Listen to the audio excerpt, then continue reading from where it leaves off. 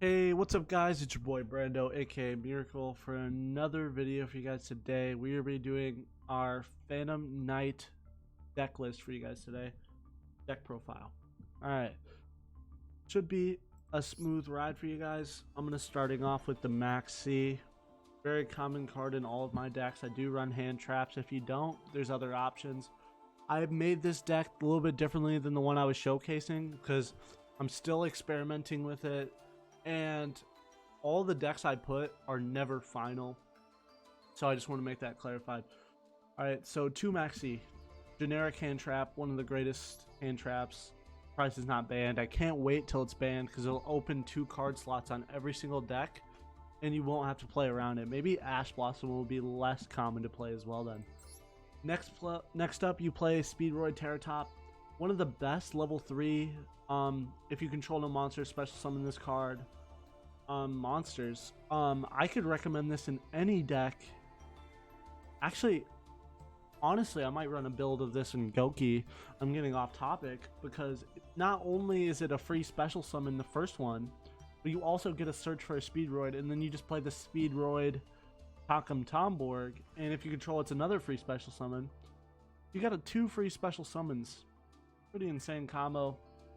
You do have to draw into it, so you could get walled, but for a level 3 base deck, these 2 are staples. There's other, what's it called? There's other level 3 staples you could play as well. Tour Guide from the Underworld, you could run Tour Guide plus Sangand just to get your deck running even more.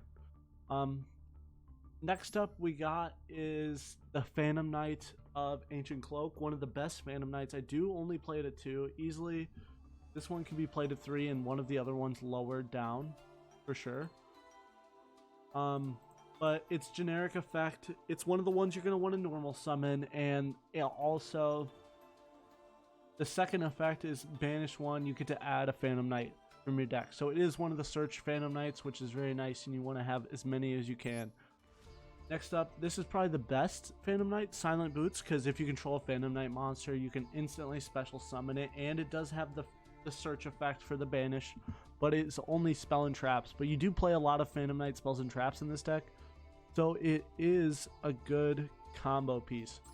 I play one of the Phantom Knight of the Ragged Gloves. It's one of the normal summon ones. Usually you could switch this out and switch it for an Ancient Cloak, but the second ability is the difference, where it sends a Phantom Knight to the card from the deck to the grave.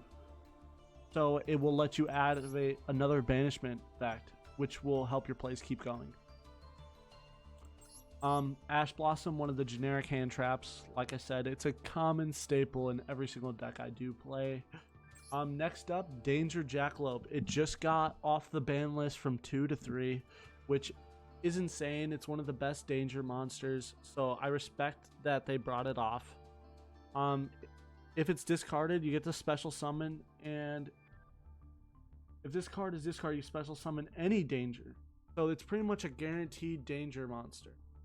And that's why I play the same. I play one more of the danger. I can't pronounce it, but if it's discarded, you special summon 1 danger monster, danger from your hand. If you do draw a card, if this is discarded, you special summon this card. So either way, you are special summoning this. So I do play one of it.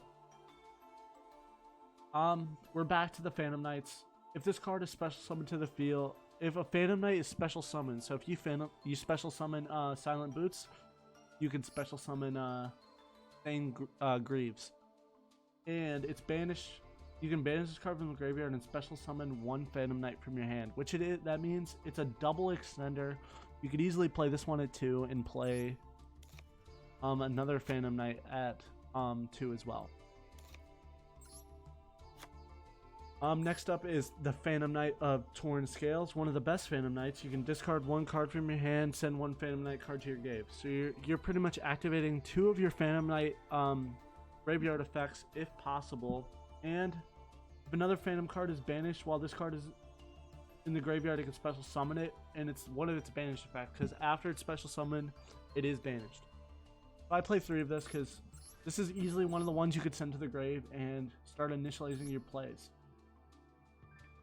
I play 2 of the fragile armor because fragile armor has an interesting ability when you're doing a full combo with everything and this card is in your hand, you can special summon it easily. And banish this card from your grave, send 1 Phantom Knight card from your hand to the graveyard, draw 1 card. So you can, it's a little extender. Chances are you won't be using that ability, but that's okay. Raider's Wing, I did add these 3 cards. When I did play the deck, I did not play these 3 cards. But if you do realize, there's a lot of synergy between these decks. So Raider's Wing is a generic Phantom Knight and Raider Raptor card. I do recommend it because once you do have your Phantom Knight of Break Sword on the field, you could use Raider Wing, get another special summon. And I do believe that Raider's Wing could be used in the Phantom Knight Rusty Bardiche combo. You send Raider's Wing, and once you have this, you can go full combo. Raid Raptor Strangled Lanius. If you do notice, most of the Raid Raptors are you can only special summon Wing Beastdark monsters, but Raid Raptor Strangled Lanius is the only one that if you control a dark monster, you can special summon it. So you're not limited like other ones. And if you control an Xyz monster, you can target 1 level 4 or lower Raid Raptor from your graveyard, special summon it. Most of the time, that's going to be Raider's Wing or a copy of itself. I play 1 Monster Reborn. This is a special summon heavy deck, so I feel like it's necessary. I play 1 Foolish Burial because all of these cards have graveyard effects. I play Reinforcement of the Army because if you're playing a warrior-based deck like this one, where most of the cards are warriors, I do recommend you want to get a free search spell. For drawing support, I do play 2 of Lure of Darkness. You could easily put this to 3, and what I would limit then would be I would take off 1 of these. Draw, banish. You do lose the banishment effect most of the time, but drawing 2 usually, I would say that's a fair trade-off. 2 Lightning Storm. Easily, I could replace this for Regeki, or play 2 Regeki, Harpy Feathers Duster, but I feel like Lightning Storm is so versatile that I prefer playing Lightning Storm if I'm going to be playing Spell or Trap, and especially if I'm going in a turn 2 base deck. I play Called By. It's one of the basic spells. If you target 2, banish it, and if you do, it's negated. You can use this most of the time if you're trying to stop opponents' combos as well. At first I was running 2 of the what's it called spell. I gotta find it right here. I was also playing this one, but I think 2 copies of this one is a lot better because pretty much all of these cards are dark Xyz, except for a few I threw in there. So very versatile effects, and usually you have 1 dark monster just chilling, so you could go from a Dark Rebellion all the way up to an Arc Rebellion Xyz Dragon. Next up, you play for traps. You play the Phantom Knight of Shade Brigandine. It's a free special summon. If you have no traps in your graveyard, which most of the time, if you're going first, you will not. I play 2 Imperm. You could easily switch this out. 2 Imperm is the card. I love Imperm, so I usually run it, but you could easily switch this out for more Phantom Knight trap cards.